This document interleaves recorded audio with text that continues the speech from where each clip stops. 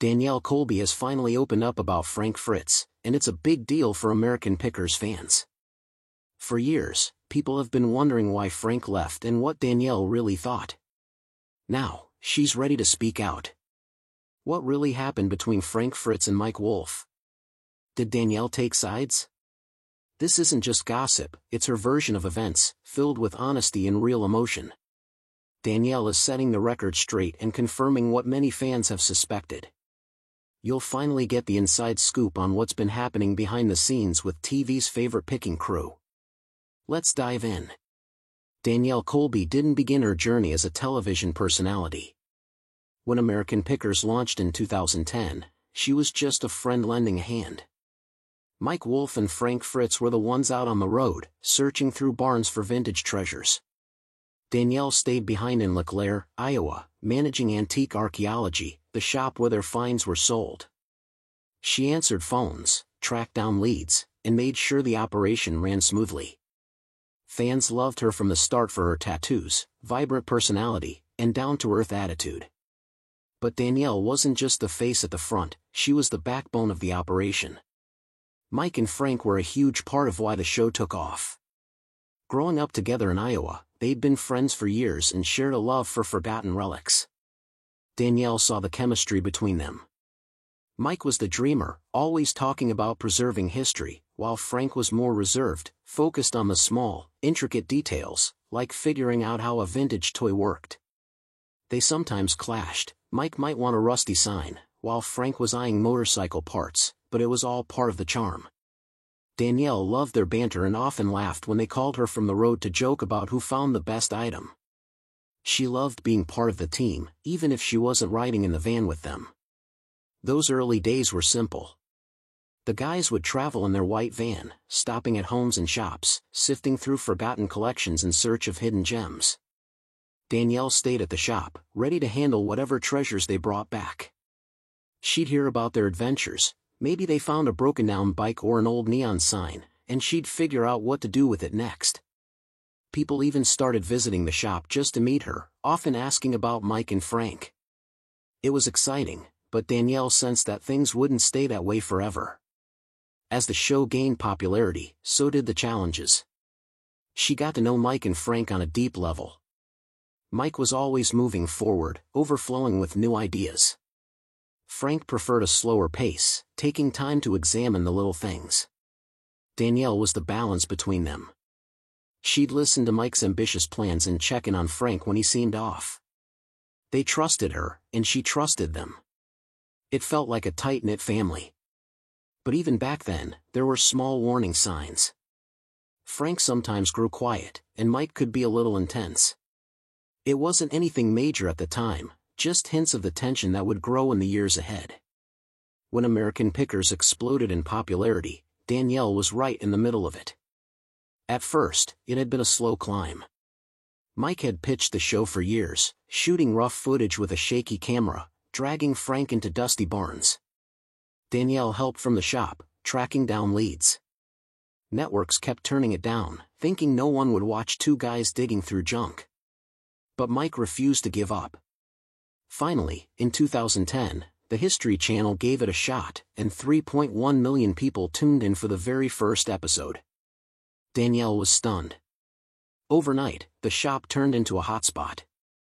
Fans poured in, eager to see where the show was filmed. Suddenly, Danielle was a public figure. People recognized her from TV and asked for photos. She'd smile, give them a tour, and point out quirky finds like a rusty old gas pump that Mike had picked up. It was thrilling, but hectic. She had to hire extra staff just to manage the crowds. The phone rang constantly, people offering items to pick, fans asking questions about Frank and Mike. Danielle loved the buzz, but it was exhausting. Meanwhile, Mike and Frank were chasing their dream across the country. They'd call her from different towns, excited about what they'd found. Mike once came across a massive neon sign and couldn't stop raving about it. Frank proudly scored an antique fire extinguisher and talked about it like he'd struck gold. Danielle would laugh, take notes, and prep the shop for whatever they were about to bring in. But the show was no longer easy. Filming took up 250 days a year, and the long hours on the road were taking a toll. Danielle could hear the exhaustion in their voices, but they kept pushing through. Fame, however, affected them in different ways. Mike embraced it. He opened another shop in Nashville, and it was a huge success.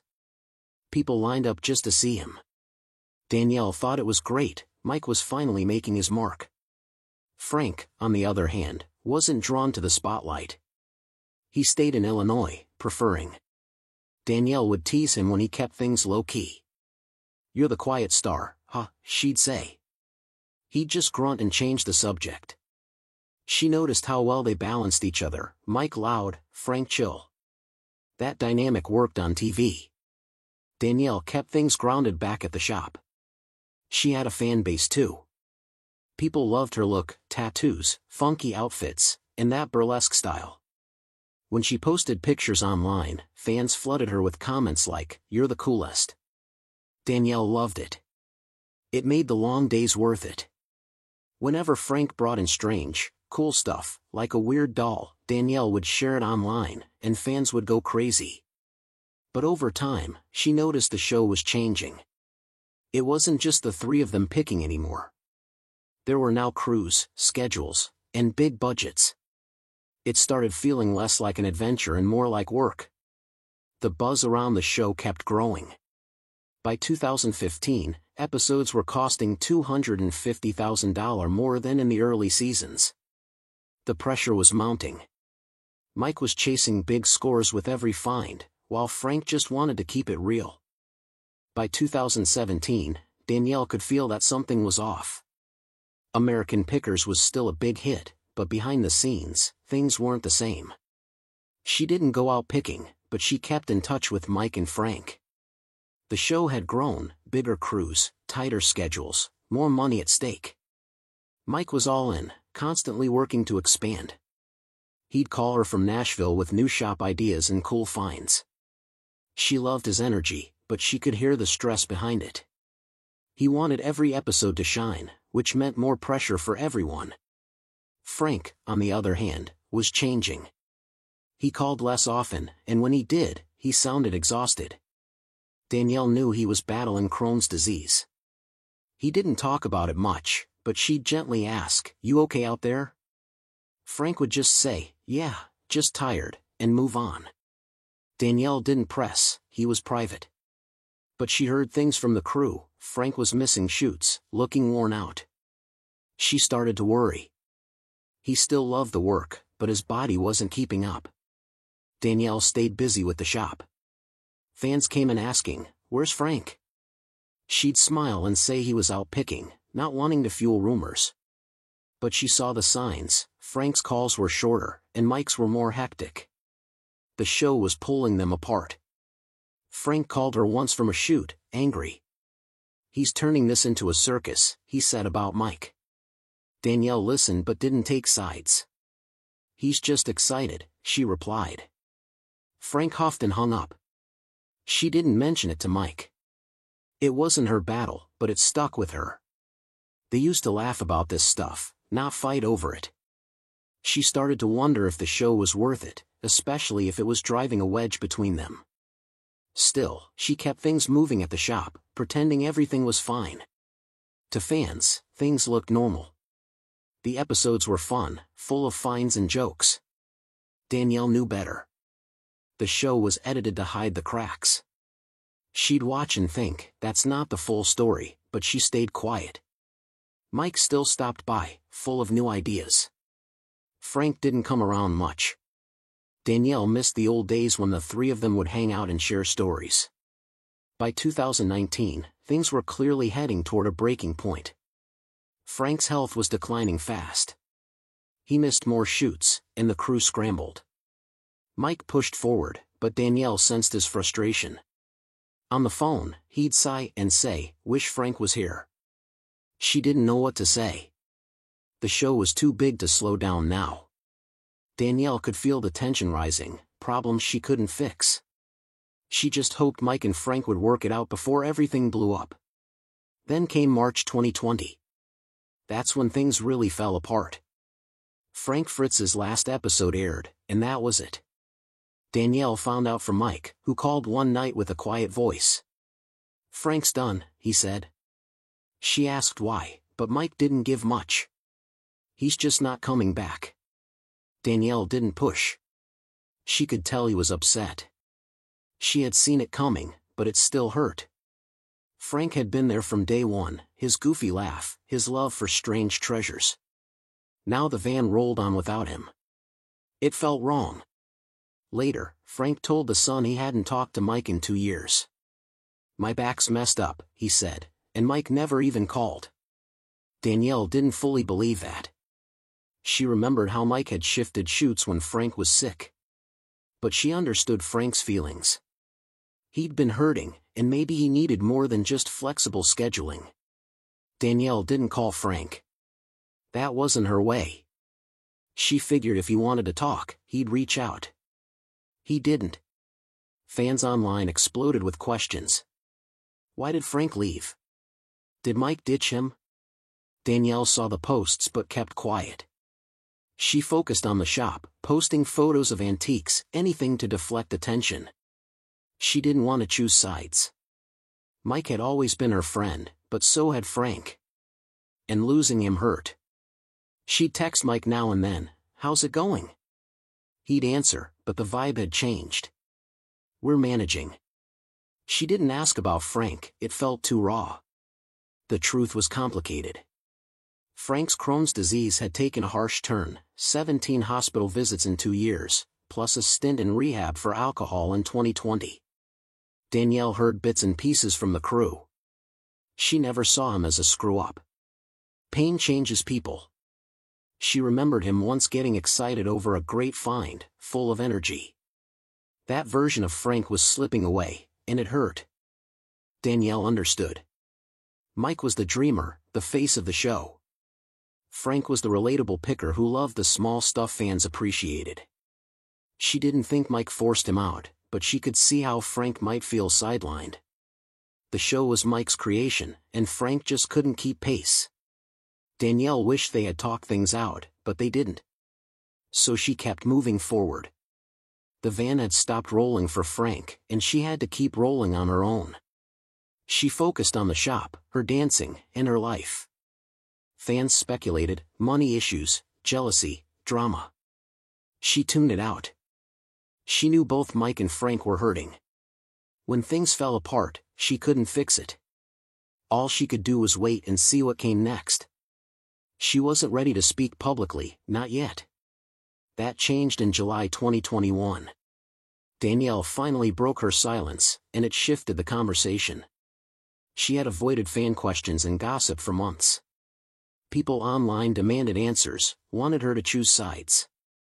She hated it. So, she grabbed her phone, took a selfie with Mike, and posted it on Instagram, "Out on the road again with my best friend and big brother whom I support fully and stand behind." That made it clear, she was with Mike. But she wasn't finished. She had more to say about Frank Fritz. She kept typing and opened up. "I'm truly saddened for the loss of Frank on the show," she wrote. "I'm incredibly sad for his struggles. I have personally watched everything over the last decade." She confirmed the rumors, not with drama, but honesty. She'd seen Frank go through difficult things, maybe health, maybe more. It hadn't been easy. Fans jumped on her words. "What struggles?" they asked. She didn't name specifics. She wasn't there to gossip, just to share what she had seen. Then came the most powerful line: "Frank caused so much pain for himself that it has been hard to watch." She added, "I truly hope Frank receives all the help he needs to become well after years of being unwell." That hit fans deeply. Danielle wasn't angry. She was worried. Watching Frank decline had hurt her. She didn't judge him, she just wanted him to get better. It was her way of saying, "Yes, there's truth to the rumors, but not how you think." She explained why she'd posted it at all. "The only reason I'm speaking to this right now is because everybody is speculating on my words," she said. "My words are being taken out of context in tabloid rags because they can't interview me." Danielle was done with the tabloid noise. "Here's exactly how I feel," she added. "I hope everybody gets well." She wanted people to hear it from her, no speculation, no gossip. She was tired of letting others shape the story. Fans reacted strongly. Some praised her for being real. Others wanted more details. She didn't care. She wasn't revealing every secret.